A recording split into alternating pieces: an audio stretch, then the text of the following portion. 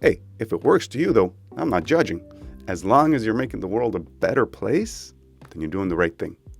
But I wonder if you're making the world a better place by constantly trying to make yourself more powerful and stronger.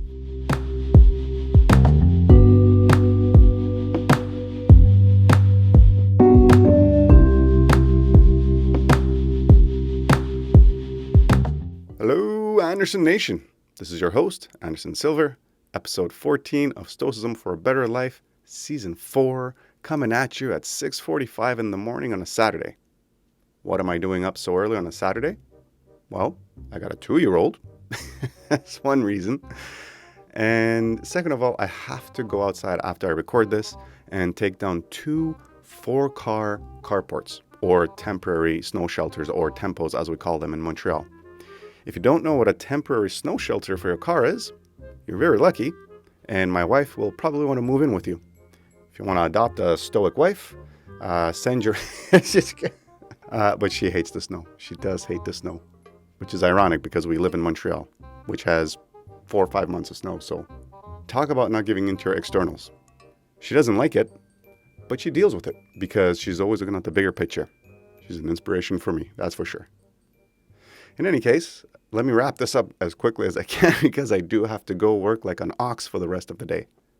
Ironically, this episode is about masculinity, or rather toxic masculinity and toxic positivity. Unfortunately, Stoicism has gotten a bad rap over the past little while, or at least as long as I've known it. There's this huge market of toxic positivity, toxic masculinity that's being pushed with Stoicism. I get it. The business model is there. The market is there.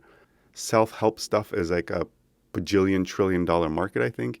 And love it or hate it, where we live today, everybody wants to be on top. Everybody wants to be in power. Everybody wants to own, control, whatever.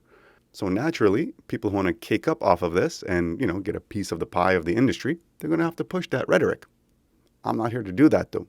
I'm here to just tell you what the Stoic texts are and what they meant and when they were written, how they were written, the true intent of these things.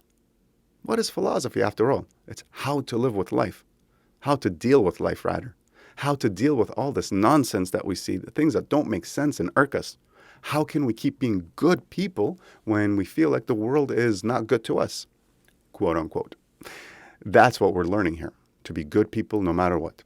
Not to take philosophical precepts from 3 millennia ago and to turn them into parlor tricks to try and, get the better of your contemporary and move on up in the world. That's not what philosophy is supposed to be about. So this episode request comes from Brandon. His Instagram handle will be somewhere on the screen. I'm not sure where we're putting them anymore. Everything is fluid. Everything is moving. Speaking of which, if you're wondering what this thing here is, I have no idea. I just found it. I thought it looked nice, so I put it up.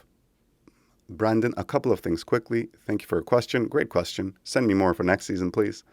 2, I saw you got some great art on your profile, man. If you want to send user art for season 5, I'd be happy to share that stuff. I saw a picture of you with your uncle there at 2006 Olympics, I think. And my first reaction was, oh, it's Action Bronson. And then I'm like, oh, it's Kyle Kinane. So I decided that Kyle Kinane and Action Bronson had a baby, and that baby is your uncle. So tell him I said, hi. Yes, Stoicism. This is what we're doing here. Anderson's focusing. Here we go. We, as human beings, our species is very opportunistic. Ever since we've had tools, we've used them for our benefit, whether it was to defend against lions in the savannah or conquer territories from other people to have access to cheaper resources. We've always used advances in ideas, technology, sciences, whatever, to our advantage.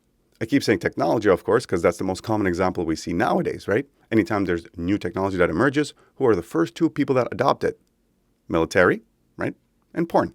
We're always catering to our animal instincts. Even when we're thinking with our cognitive capacities, even when we're being intelligent, we still feed our animal basic needs.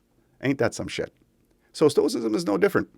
Somebody in modern times read some books and went, this stuff is awesome. It can help me keep being an asshole and a jerk and try and move on up on the ladder of the corporate hierarchy or whatever. Anytime you hear, take this and you can do whatever you want, you can get your job, crush it, man. They're just trying to sell you stuff, guys. That just doesn't sound genuine, does it?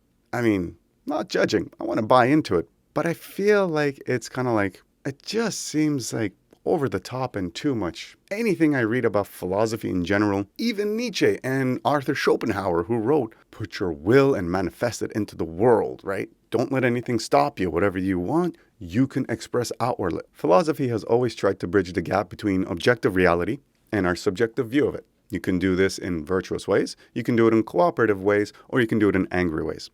And anytime I hear Stoicism being used as a go get a question, you can get the job, sounds really, really wrong to me. Hey, if it works to you though, I'm not judging. As long as you're making the world a better place, then you're doing the right thing. But I wonder if you're making the world a better place by constantly trying to make yourself more powerful and stronger. Now, taking care of yourself is virtuous. Bettering yourself is virtuous, of course. You're part of the world. We all live in this world. If you better yourself, the world is better. But there's a certain tipping point there, isn't it? I mean, if you spend your whole life bettering yourself, does that seem like the most efficient way to make the whole world better? No, I think there has to be a balance there, doesn't there? And so we cross that line of toxic masculinity or toxic positivity when we become irrational with our intentions. Not our expectations, because we shouldn't have any expectations, right? And not our actions, because, well, no matter what we try and do, it's always going to be in the hand of the universe as long as it's outside of our mind, right? For those of you who read my third book, Your Dichotomy of Control, you'll recall anything outside of point 00 in space and time is out of your control. And the further we get from that point, the less influence you have over things.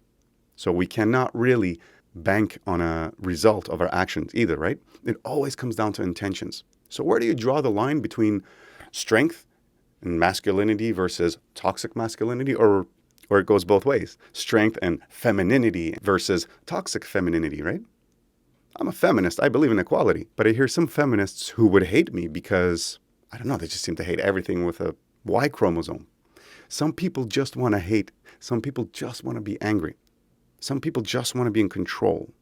And no matter what tools you learn, if what you want is not virtuous, you will not be virtuous. Tools, like philosophy, accentuate what we're trying to do. So if your intentions are not pure, you're not swimming up towards the top of the murky water where the fresh air is.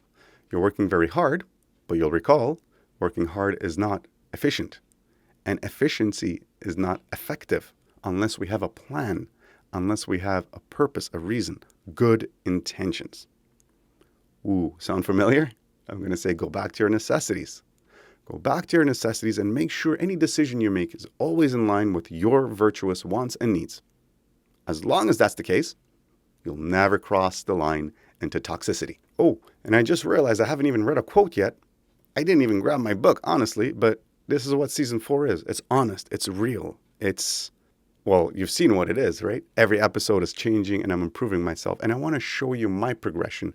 I want you to see how real life is. I'm not trying to sell you perfection here.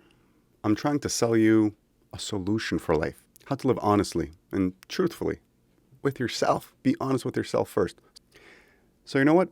I didn't read a quote at the beginning. I don't even have my book with me. But there are so many pertinent quotes, like book 441 from Meditations. You are nothing but a soul carrying a corpse. Or something to that effect. I'm ad-libbing here, going off the top of my head. But that quote is a reminder not to put too much stock into yourself, your body especially. You will die, and your contributions will be worthless. The only thing you can do that's worth anything is helping other players along in this stupid game that's life. This game that's nonsensical, that has no rule book, that has no finish line, that has no start line, that's just so random, clearly has to be a simulation. The only thing that makes sense to me is to help others. Because when they thank me genuinely, when they tell me their story, when they hug me, hold my hand tight and tell me, hey, you really helped me out here. Thank you. Or better yet, when I do something nice and then walk away and observe from afar somebody feeling happiness and joy and finding some promise in humanity and a new motivation in life. I try to do these things a lot, especially around work. Little things that change people's days, that make them happy. That is worth something, at least to me. And that's what I'm sharing here. Stoicism for a better life. This is a platform that stands for making everybody better, not just ourselves. but you are important as well. So there has to be a balance. Keep that balance, you're good. Don't keep that balance, you're either toxic or you're Mother Teresa. If you have to pick one of the two, you know which way I'm leaning. You guys have a great one, and remember, you know what the right thing to do is. You know it. So just do it if it's right, and don't do it if it's not. I'm rooting for you.